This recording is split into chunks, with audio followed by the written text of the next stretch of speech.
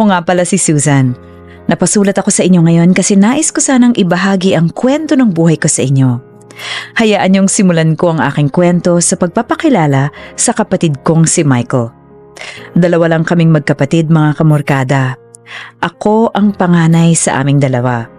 Bilang bunsong lalaki ay normal lang na si Michael ang paboritong anak ng aming papa. Walang araw na hindi napupuri ng papa si Michael. Nagbago lamang ang lahat nang tuluyang umalis sa poder ni papa si Michael. Simula nung umalis ang kapatid ko, hindi na kami masyadong nakakapag-usap pa. Ako ang tumayong tagapag-alaga ng papa namin nung nagkaedad na ito. Magkikita lang kami ng kapatid ko kapag may mga emergency dito sa bahay. Hindi ko naman inakala na isang emergency pala ang maglalapit sa landas naming magkapatid.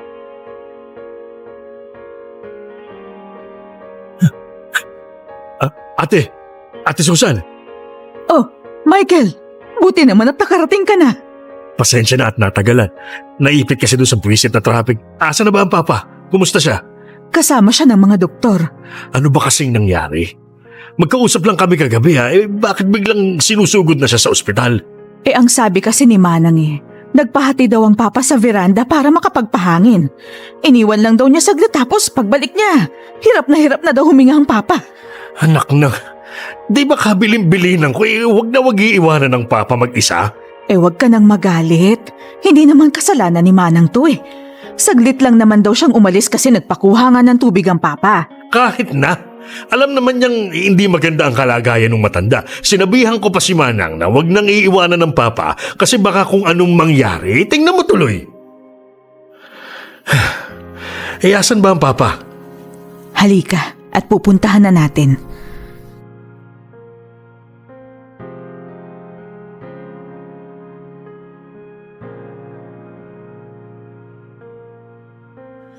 Monitor the patient's vitals ha. Update niyo ako kung may changes. Good afternoon, Doc. Good afternoon po. Susan, ikaw pala. Michael, I presume? Yes, Doc. So, Doc, kumusta na po ang lagay ng papa namin? Well, tatapatin ko na kayong magkapatid. Hindi maganda ang lagay ng papa nyo. Sa ngayon, minimonitor namin ang vitals niya. At naka-intubate na din ang pasyente. So, nakakahinga naman ng maayos ang papa namin, tama? Magiging okay naman siya, di ba, Doc? Well, tulad nga ng nasabi ko kanina dito kay Susan, we are doing everything we can para matulungan ang papa nyo. Pero dahil nga sa edad ng pasyente... Anong ibig sabihin niyo, Doc? I'm sorry to say this, mahinang-mahina na ang papa nyo. Abuti na nga lang at nandito si Susan at nakapag-decide siya agad na ma-intubate ang papa nyo. Siyempre sinabi ko kay Doc na ilagay na agad yung tubo kay Papa. Kung makakatulong gawin na nila ang lahat, hindi ba? Yes, and rest assured na ginagawa namin ang lahat para maging komportable ang pasyente. Teka lang, Doc, teka lang. Help me understand. When you say na baka mahirapan ang pasyente, do you mean na hindi nagagaling ang papa? Akala ko ba'y ginagawa niyo ang lahat? Yes po, ginagawa namin ang lahat. What I'm saying is, with the complications na dala ng karamdaman niya, we can only hope for the best. Hope for the best? Anong hope for the best? Michael. Teka lang naman, Doc. Sigurado ba kayong nagawa niyo na lahat? Ilang oras pa lang ang papa namin dito sa ospital tapos ganyan na agad ang sasabihin niyo sa amin. Parang may mali naman yata doon, Doc. Huwag niyo munang sabihin hope for the best. Do your best. Michael. Huwag po kayo mag-alala. Nakamonitor po kami sa pasyente. If anything comes up, kayo ang unang makakaalam. If may tanong pa kayo, just look for me, okay? Maiwan ko muna kayo magkapatid. Salamat, Doc. Anytime. Michael, okay ka lang ba? Michael! I need to make some calls. Kumuha tayo ng second opinion. Hindi ako papayag na ganun-ganun lang. Kailangan mo ba ng tulong? Tama na siguro nagawa mo dito, ate. Sobra na nagawa mo dito. Michael naman. I need to go. Maiwan muna kita.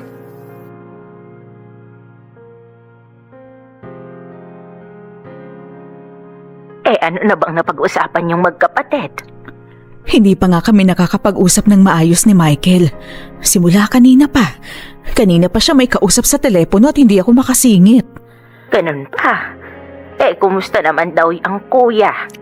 Hindi maganda ang lagay ni Kuya Tita Helen. Sa ngayon kasi, yung tubo ang humihinga para sa kanya. Nako, ganun ba? Hindi raw ba nahihirapan ang kuya?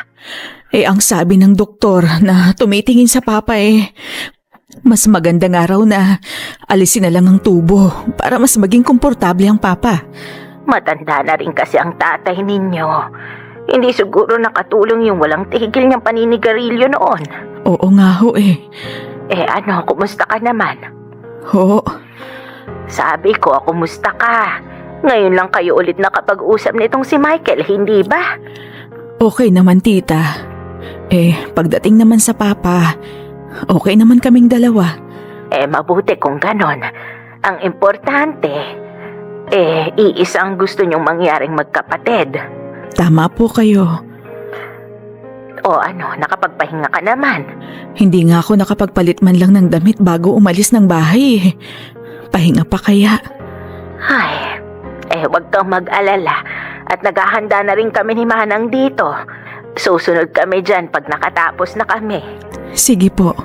O basta, kumapit lang kayo ha. Gagaling ang kuya. Basta, huwag kayong susuko. Kakayanin niya yan. Tama ho kayo. At saka, huwag kayong mag-alala. Tuloy-tuloy ang dasal namin dito sa bahay. Karamay niyo kami. Sadyang matapang magsalita itong kapatid ko na ito. Mataas kasi ang napag-aralan at medyo nakakaangat sa buhay. Medyo pabalang kung magsalita sa ibang tao. Sanay na ako sa ganyang mga banat nitong si Michael. Sa tuwing umuwi siya sa amin ay lagi siyang ganyan. Mga kamorkada, kahit naman ganyang magsalita si Michael, alam ko naman na mabuti ang kalooban niya. Lagi niyang tinatawagan ng papa para kamustahin. Kitang-kita ko ang saya sa mukha ng aming ama pag nakakausap niya si Michael. Kaya nga pag nagkikita kami ay lagi akong gumagawa ng oras para makapag-usap din kaming dalawa. Ate, andyan ka lang pala. Kanina pa kita hinahanap. Ikaw pala, Michael. Kanina ka pa ba dyan? Oo. Kagagaling ko lang ulit sa loob para tingnan ng papa. Kumain ka na ba? Ay, hindi pa nga Hindi ko na rin nagawang makakain simula nang isugod namin ng papa dito. Ganun ba? Halika na. Kumain muna tayo sa labas. Sa labas? Paano ang papa? Baka pwedeng dito na lang tayo sa ospital kumain. Nako ate, alam mo namang hindi masarap ang pagkain dito sa ospital. Walang kalasa-lasa. Sige na, tayo ka na dyan, kumain tayong dalawa. Paano kung biglang may update pala para sa papa? Huwag kang mag-alala. Iniwan ko na ang number ko dun sa nurse na in charge. Pag may message yun sa akin, pag may update sa lagay ng papa. Kaya sige na, tumayo ka na dyan. May nakita akong restaurant dun sa labas, mukhang masarap kumain dun. Siya, sige. Teka at kukunin ko lang yung bag ko sa loob. Sige lang, hintayin lang kita dito. Michael. Kung iwan ko rin kaya ang number ko sa nurse ng papa para makontak niya rin ako kung may balita na sa lagay ng papa natin. Ate naman, magkasama naman tayong dalawa. Siguro naman isa lang naman ang sasabihin sa atin ng mga nurse kung may balita man, di ba? Siya, sige, tama ka naman. Sige na, kunin mo na yung bag mo at makakain na tayong dalawa. Siya.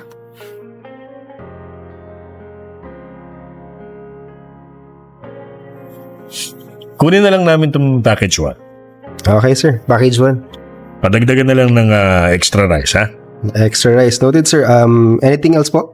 Ikaw, ate, baka may gusto ka. Huwag kang mag-alala, sagot ko na to. Okay na ako, salamat. Sure ka? Sige, yun na lang muna. Pauna na lang ng tubig, ha? Okay, sir. Matagal-tagal na rin, ano? Matagal-tagal na rin nung huli tayong nakakain sa labas na magkasama. Oo. Buhay pa ata ang mama nung huli tayong nakakain sa ganitong mga restaurants. Oo nga Matagal na nga. Naalala mo yung isang beses na kumain tayo sa paboritong restaurant ng mama? Yung nauna tayong tatlo kasi nasiraan ang sasakyan ng papa? Bata pa tayo noon. Hindi ko na masyadong matandaan eh. Ikaw ate napag-ahalata na ang edad mo. Tandang-tanda ko yung araw na yun kasi kahit ilang beses kong sabihin sa mama na gutom na ako, ayaw niya ipagalaw yung pagkain kasi wala pa daw ang papa. Oo, natatandaan ko na. Lumamig na at lahat yung pagkain natin, hindi pa rin dumadating ang papa. Tama. Buti na lang talaga at medyo bumigay na rin ang mama at pinakain na tayo. Nakatulong din na tunog ng tunog yung sikmura ako sa gutom. Sobrang tagal na ng panahon na yon. Simple lang ang lahat noon. Tama ka dyan. Wala pang mga bills na iniintindi, walang mga anak na kailangang pag-aralin, at walang mga problema na hindi natin kayang solusyonan. Hello sir, ma'am. Here's your water. Heto na rin po yung lumpiang ubod and yung sauce. Oh, thank you. Ba't ka napapangiti dyan? Lumpiang ubod talaga. Abay, bakit? Wala. Naalala ko lang kasi na tuwing nakakasama ko ang papa sa pagmemerienda lumpiang ubod ang lagi niyang pinapabili. Talaga ba? Oo, kaya nakakatuwa naman. Pareho din kayo ng gusto. Wala akong matandaan na kumakain ng lumpiang ubod ang papa. Kapag kasi kami magkasama, laging yung pandesal na may palamang kondensada kinakain namin. Lagi ko rin kasing request sa kanya yon. Wala kaming ganyan ng papa. Basta kung ano lang yung gusto niya, yun ang kinakain namin. Hindi ako humingi sa kanya ng kahit na ano. Masaya na kasi noon basta magkasama kami. Ganun ba? Alam mo, parang may naalala nga ako na may kinalaman sa paboritong pagkain ng papa. Hindi ko lang talaga maalala kung kailan pero parang naaalala ko nung minsan akong inutusan ng papa na kunin yung pinabili niyang lumpiang ubod. Sabi ko naman sa iyo Huwag ka mag-alala. Magiging okay lang ang papa. Malakas yun. Daig pa kalabaw. Kung ano man yung pinagdadaanan niya, tsak kung kakayanin niya yan. Sana nga. Tsaka may mga nakausap na ako na willing magbigay ng second opinion. Makakahanap tayong lunas ha. Kaya sige na, kumain ka na. Baka mamaya niyan tumawag na yung ospital. Sige.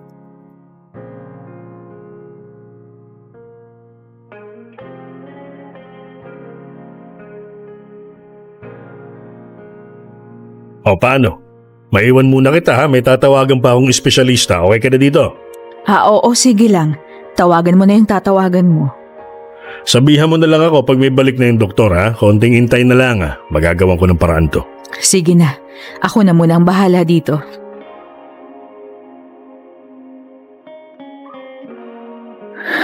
Sana nga tama ka. Sana nga maging okay ang papa. Oh, si Noel tumatawag. Hello? Noel? Nak? Hello, Ma. Napatawag ka, Nak? Kukumustahin lang sana kita. Nabalitaan ko kasi yung nangyari kay Lolo. Kanina pa dapat ako tatawag kaso hindi ako makasingit sa trabaho. Okay lang naman, anak. Busy ka Nakakain ka na ba, Ma? Tinawagan ko si Manang. Sabi ko, dalang ka ng pagkain dyan. Ay naku, sana hindi ka na nag-abala pa. Dumating ang tiyuhin mo. Kumain kami sa labas kanina. Talaga ba? Andyan si Uncle Mike? Oo, kaya wag ka na mag-alala ha. May kasama ako dito. Sige. Basta alagaan mo rin yung sarili mo, Ma, ha? Susubukan kong umuwi mamaya. Kung nandiyan ka pa sa ospital pag uwi ko, edi susunduin na kita. Oo, sige. Mag-iingat ka, anak, ha? Kayo din po, Ma. I love you. Love you to, Nak. Mga kamorkada, aaminin ko na medyo naiinggit ako sa tuwing napagkukwentuhan namin ni Michael ang nakaraan. Bilang paboritong anak ay lagi kay Michael nakabaling ang atensyon ni Papa. Kahit na nga noong umalis si Michael, siya pa rin ang bukang bibig ng aming ama. Kahit na ako ang laging kasama ng aming ama sa araw-araw, tanging ang pinakamamahal niyang bunso ang gusto niyang nakakausap.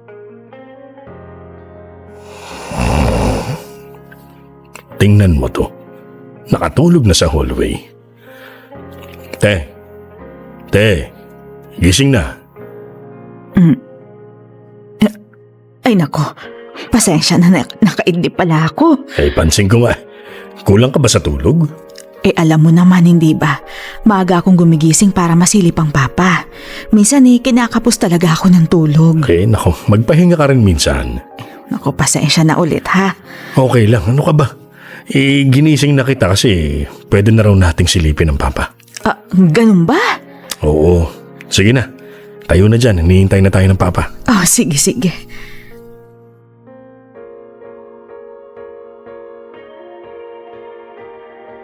Hello, Doc. Dok, Oh, hello sa inyo ulit. Kumusta naman kayo? Okay naman, Doc. Dok, kumusta na ang lagay ng papa namin? Bumuti na ba ang lagay niya? Sa ngayon, medyo stable naman, pero nakatutok pa rin kami. Iniiwasan kasi natin na magka-complication pa ang karamdaman niya. Mabuti naman kung ganun. O paano? Maiwan ko muna kayo mag-aama ha? I'll be back to check on him. Thank you, Doc. Aba, malalim yata yung buntong hininga mo dyan. Okay ka lang? Ha? Wala lang to. May naisip lang ako. Tungkol ba sa papa to? Naalala ko lang yung mga panahon na inaabutan ko ang papang nakakatulog sa may balkonahe ng bahay. Ngayon, tinitingnan ko siya parehong-pareho eh. Napakakalmado ng mukha. Oo nga, naalala ko rin. Tapos kapag sinusubukan mo siyang gisingin, magagalit siya sa'yo kasi pinuputol mo daw yung tulog niya. Talaga ba? Parang di naman nangyari sa akin yan. Ang naaalala ko, pag ginigising ko siya, lalo na pag medyo may halong gulat, natatawa yan. Ay, sana nga magkatotoo sinabi ni Doc. Sana nga bumuti na lagay niya. Sana nga. May sumagot na pala sa mga tawag ko. Pag mas naging stable na ang lagay ng papa, lipat na natin siya ha. Kailangan pa ba yun? Sabi naman ng doktor, medyo bumubuti na ang lagay ng papa, hindi ba? Maganda kasi na mapatingnan ulit ang papa sa isa pang espesyalista. Wala talaga akong tiwala sa mga doktor dito sa ospital na to. Kung bumubuti naman ang lagay ng papa, bakit pa natin siya ililipat? Para nga sigurado. Ayaw mo ba nun? Masisigurado natin ang kalusugan ng papa. Sa bagay. Hindi pa naman ngayon. Hintayin muna natin na gumaling-galing ang papa ha. O siya, sige.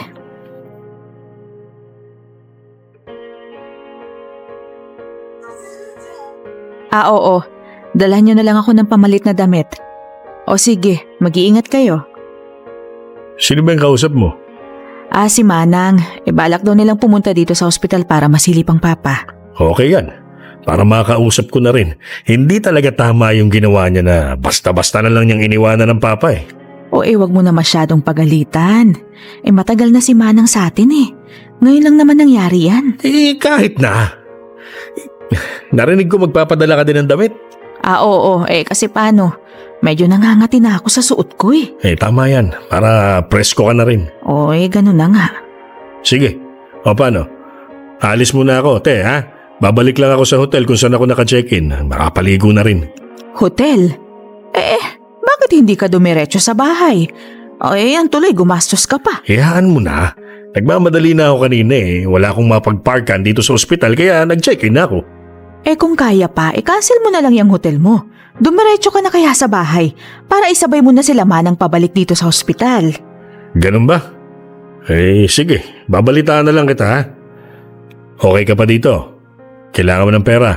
Okay lang ako dito. Sige na, lumakad ka na. Sigurado ka ha? Okay, magkita na lang tayo ulit mamaya. Dating gawi ha? Kung may mangyari man, message mo ako kagad. Makakaasa ka.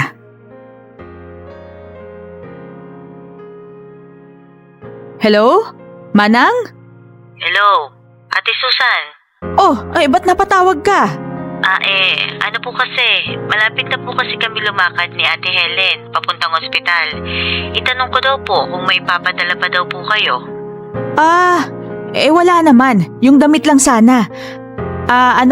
Uuwi dyan ng Kuya Michael mo. Sabi ko isabay na kayo pabalik dito sa ospital. Ganun po ba? Sige ho. Ate. Kamusta na po ang papa nyo? Ayun, medyo okay naman na. Sabi ng doktor stable naman na daw. Mabuti naman po pala kung ganun. Ate. Ano yun, Manang?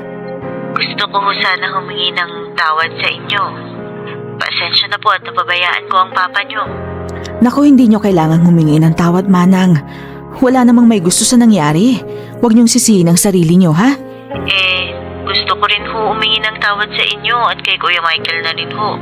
Okay lang, Manang. Sabi ko nga kanina, huwag nyo na masyadong intindihin. Okay po, magkita na lang po tayo mamaya. Sige na, Manang.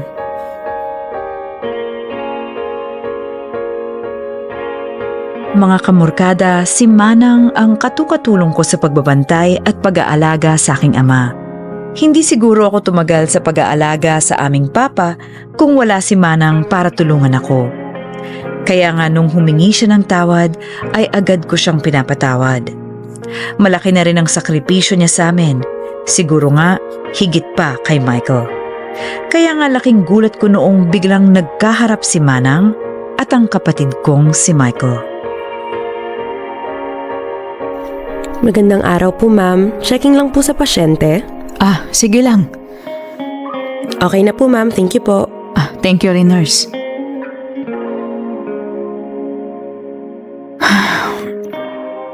Sana talaga magtuloy-tuloy na ang recovery mo, Papa. Ilang oras ka pa lang dito sa ospital pero ibang-iba na ang itsura mo. Sana talaga maging okay ka pa. Gusto ko kasi pag nagising ka at makita mo na nandito si Michael. Di ba, matagal mo na siyang hinahanap. Heto na oh. Ikaw na ang pinuntahan niya. Kung hindi ka pa nagkasakit, baka hindi ka pa binisita nun. Si Tita Helen tumatawag. Hello? Hello? Susan? Asan ka? Nandito po sa loob ng hospital sa tabi ng Papa. Bakit po? Lumabas ka nga muna. Si Michael kasi galit na galit kay Cecil. Puntahan mo muna kami dito. Dali na. Si Manang? Sige po, sandali lang po. Pupunta na po ako dyan.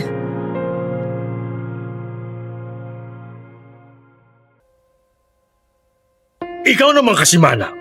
Yun na nga lang ang trabaho mo, hindi mo papagawa ng maayos. Tingnan mo tuloy nangyari sa papa. Mike, tama na. Hindi, tita, may mali eh. At dapat pag may mali, agad na tinatama. Kuya, pasensya na po talaga. Manang, wala nang magagawa yung paghingi mo ng pasensya. Nakaratay na ang papa. Hindi siya gagaling sa paghingi mo ng patawad. Michael, ano bang kaguluhan to? Pinagsasabihan ko lang si Manang. Pinagsasabihan? Paano pinagsasabihan? Isinisigawan mo? Tsaka talaga ba ha? Dito sa harap ng hospital ka pa nagsisisigaw? Hindi ka ba nahihiya? Bakit? May mali ba akong sinabi? Wala naman ah. Tama naman ang sinabi ko, kung hindi dahil sa kapabayaan ni Manang, di sana okay lang ang papa. Wala ring magagawa ang pagsisisigaw mo kay Manang, Michael. Hindi gagaling ang papa sa pasigaw-sigaw mo. At least ako may ginagawa. Ikaw nga kung tutusin, pabaya ka rin eh. Babantayan mo na nga lang ang papa, hindi mo pa nagawa ng maayos. Ano ka mo? Narinig mo ako. Si papa na nga lang ang babantayan mo, hindi mo pa magawa ng tama. Tumigil ka na, Michael. Kung hindi pa ako dumating, baka mas lalong lumala ang kalagayan ng papa. Hindi mo alam ang pinagsasabi mo, Michael. Wala kang alam. Manang, Tita Helen, tara sa loob. Sige, Manang, tara na. Sige po, ma'am. Michael, hindi mo alam kung ano yung mga pinagdaanan ko, ha? Kaya wala kang karapatan. Wala kang karapatang pagsabihan ako ng ganyan. Sa ngayon, medyo gumaganda na ang lagay ng pasyente pero patuloy pa rin yung pagmamonitor namin sa vitals niya. Salamat, Doc. Hopefully, after nitong laban niya sa karamdaman niya ay road to recovery na ang susunod. Okay, Doc. Susan? Ay, yes po, Tita. Kumusta ka, ha? Okay ka lang ba? Okay lang ho ako. Yung kay Michael kanina, Parang ayoko munang pag-usapan. naiintindihan kita. Kung ano man ang nasabi ko kanina, wala akong pinagsisisihan doon. Alam niyo kung ano ang hirap ko. Alam niyo kung ano yung mga sakripisyo. Kung hindi alam ni Michael yun, wala na akong magagawa. Gusto mo bang magpahinga muna? O gusto mo bang umuwi muna? Nandito naman kami ni Manang. Magpahinga ka muna. Pahinga. Sige ho. Susubukan ko pong tawagan si Noel. Baka pauwi na rin yun. Mabuti pa nga. O sige na. Umuwi ka na muna. Mga kamorkada, talagang sumabog na ako kanina. Lahat ng naipong pagod at sama ng loob ay nailabas ko na. Ganun talaga siguro kapag matagal mong kinikimkim ang lahat ng nararamdaman mo. Kapag puno ka na, sasabog ka na lang bigla. Totoo naman kasi ang sinabi ko, walang alam si Michael. Wala siyang alam sa mga paghihirap ko. Ang tanging alam niya lang gawin ay tapalan ang mga problema na siya mismo hindi niya kayang harapin. Malapit na ako, Ma. Pahintay na lang ako dyan sa may entrance, ha? O sige, nak. Ma, Oh, kamusta ka naman? Okay ka lang ba? okay lang ako. Pagod lang talaga. Sigurado po kayo. Sigurado. Sige na, nak.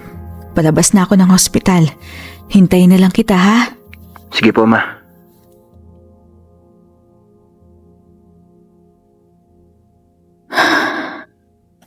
Ate Susan?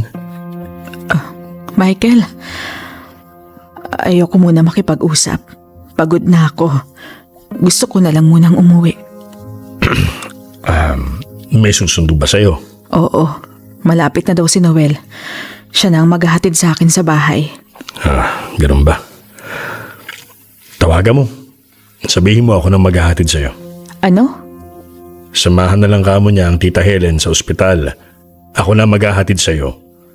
Michael? Sige na. Tawagan mo na si Noel. Sige.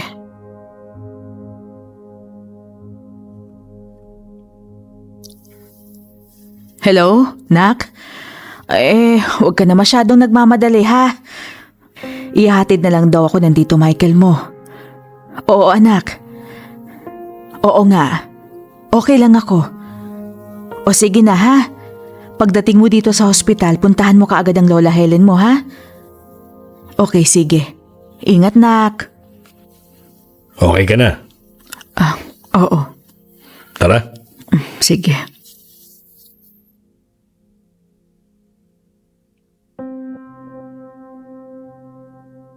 Kahit kailan talaga, hindi na nawala ang traffic dito sa lugar na to, no? Oo nga.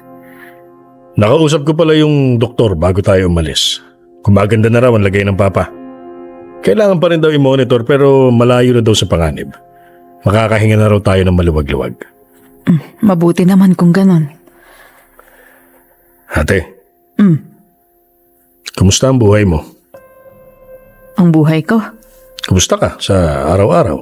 Nahirapan ka ba? Michael, hindi ko maintindihan. Ate, gusto ko lang malaman. Kasi, alam mo yun, yung mga nasabi mo kanina, gusto ko lang alamin. Okay lang ako. Kami. Oo. Mahirap mag-alaga pero kinakaya naman namin. Ganun ba? Kailangan nyo ba ng tulong? Kailangan mo ba ng tulong? Hindi ka na rin kasi bumabata. Hindi ko kailangan ng tulong. Malakas pa ako kaya kaya ko pa. Sigurado ka? Ate, sa tingin ko kasi hindi mo na kaya. Anong sabi mo? Hindi mo na kaya. Ikaw na rin may sabi, di ba? Marami ka ng sakripisyo. Di mo na masasabihin nyo kung di ka pagod eh. Michael, tumigil ka na, utang na loob naman. Iniisip lang kita. Tignan mo nga nangyari sa papa.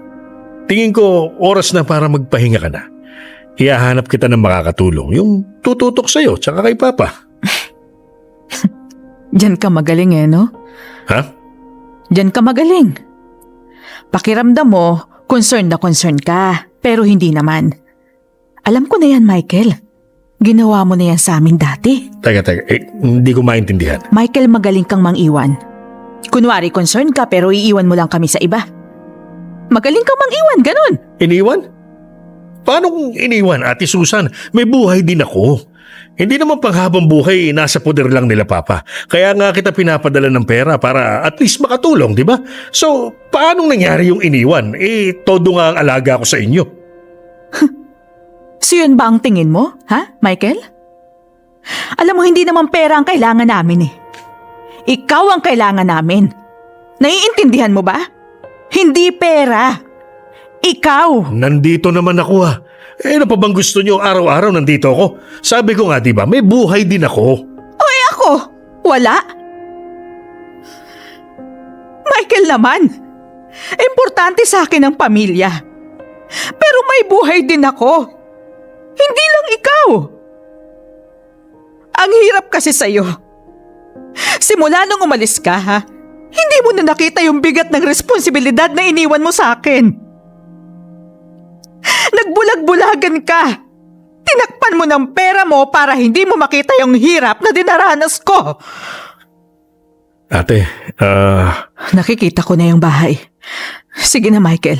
Ihinto mo na yung sasakyan at bababa na ako. Bababa na ako, Michael. Ihahatid na kita. Sandali lang, huwag ka nang bumaba, please.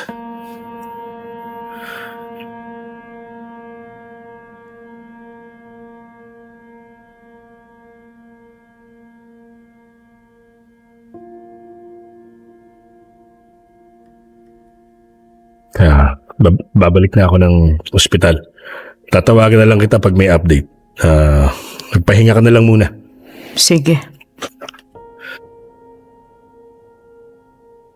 Kung may kailangan ka, tawagan mo lang ako.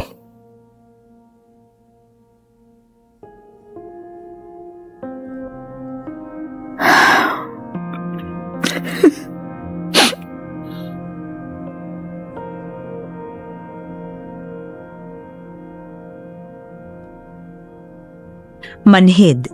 Yan na siguro ang pinakatamang salita para ilarawan kung ano kami ni Michael. Pareho kaming manhid pero sa magkaibang dahilan. Manhid na ako sa lahat ng hirap at pagod na dinanas ko. Samantalang si Michael manhid sa mga nangyayari sa sarili niyang kadugo. Galit na galit ako kay Michael nung mga oras na yon. Kung meron man siyang sinabing tama, yun na siguro ang magpahinga ka muna. Pagod na ako at pahinga ang kailangan ko. Oo, kararating ko lang. Andiyan pa ba si Tito Michael? Wala na. Nakaalis na kanina pa. Ganun po ba? Kumusta naman ang lolo mo? May pagbabago ba? Eto, mukhang ayos na ma. Sabi naman ng doktor, mas maganda na yung lagay niya kumpara nung dinala niyo siya dito sa ospital. Magandang balita yan, anak. Ikaw ma, kumusta ka? Okay lang ako.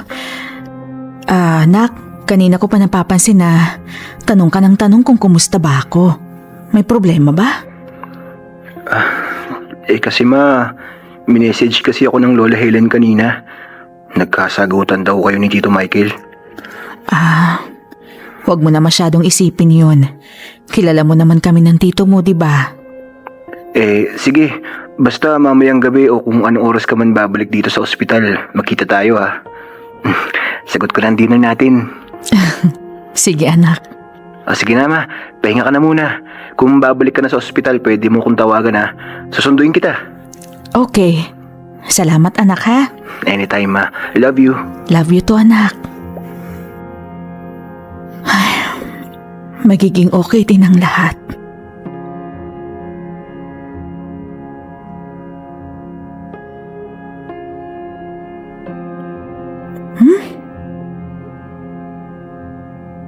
Heto, sandali na lang. Kung makakatok naman to eh. Ano bang... Michael, ikaw pala. Pwede ba akong pumasok? Sige. Tara, pasok ka.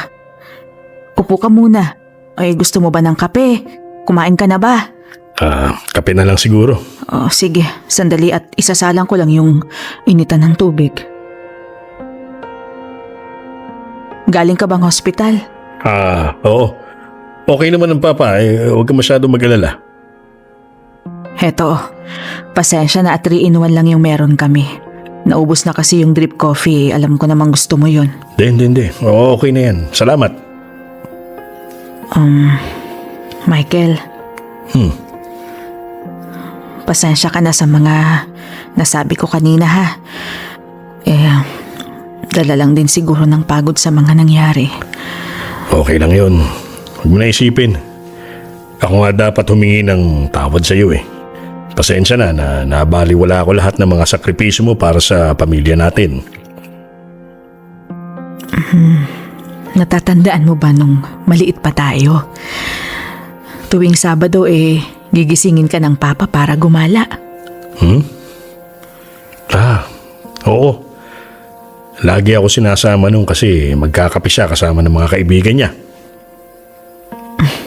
Alam mo, inggit na inggit ako sa inyo ni Papa noon. Ganun ba? Lagi kasi kayong magkasama. Paborito ka niya. Bata pa lang ako, alam ko na yon. Ate. Kaya alam ko yung sakit na nararamdaman nila Papa nung nagdesisyon kang umalis sa atin. Para silang binawian ng hangin sa katawan. Parang laging may kulang sa kanila. Hindi ko alam kung nasabi ko sa inyo ito o kahit sa iyo man lang. Pero kaya lang naman ako umalis kasi gusto kong makawala kina Papa. Ramdam ko kasi yung bigat ng expectations niya kapag nakatingin siya sa akin. Kaya ako umalis kasi hindi ko na kaya. Ako naman, kahit anong gawin ko, hindi ko mapantayan yung nabibigay mong saya sa kanila. Iba ka Iba ka sa kanila. Pero alam mo, hindi ako nagalit sa'yo ni minsan. Kasi sa loob-loob ko, ang gusto ko lang naman nun makasama ang kapatid ko na gumawa ng masasayang alaala. Yun lang ang gusto ko nun, hanggang ngayon. Talagang mga biktima tayo ng pagkakataon Kung sino ang gusto, siya ang umalis. Kung sino naman ang ayaw, siyang naiwan. Ate, pasensya na talaga ha. Marami akong naging pagkukulang sa'yo. Michael. Babawi ako. Babawi ako sa'yo, ate, pangako.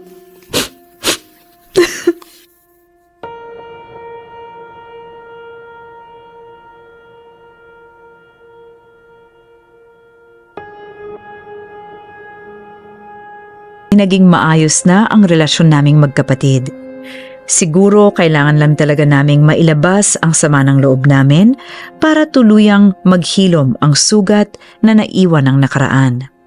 Sa ngayon, madalas na kaming mag-usap ni Michael at paminsan-minsan lumalabas din kami para talagang makapag-bonding. Para naman sa mga nagtatanong, nakarecover naman makalipas ng ilang linggo ang papa namin pagkatapos niya maospital. Nagkausap-usap kaming tatlo nila Michael at nagkapatawaran.